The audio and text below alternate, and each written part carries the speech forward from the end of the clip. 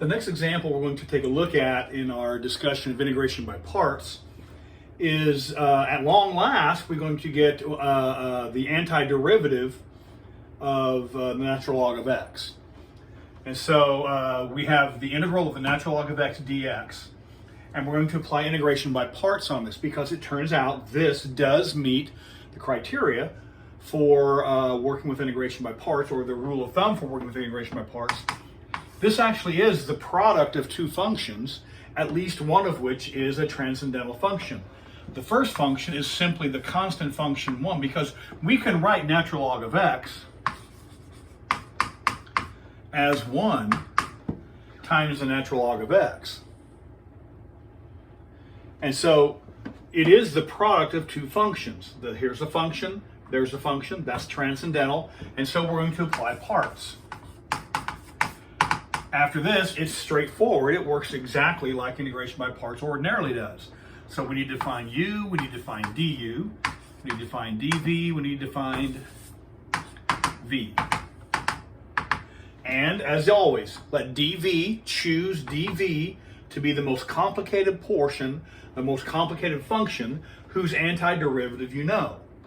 Well, the problem is we can't choose natural log because we don't know the antiderivative of natural log. If we knew the antiderivative of natural log, we'd be done by now.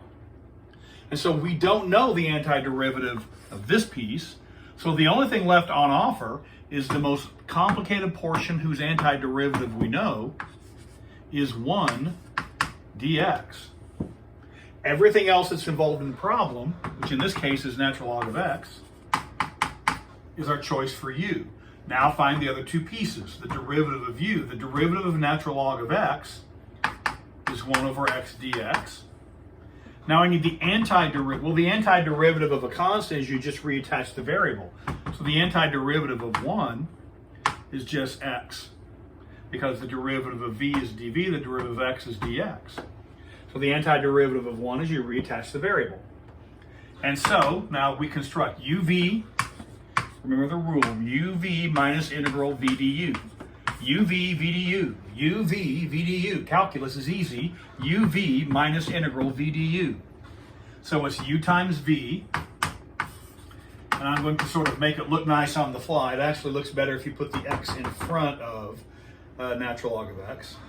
Minus integral, and then I need the integral of v times du. So that's x times 1 over x dx. Let's simplify that a little bit,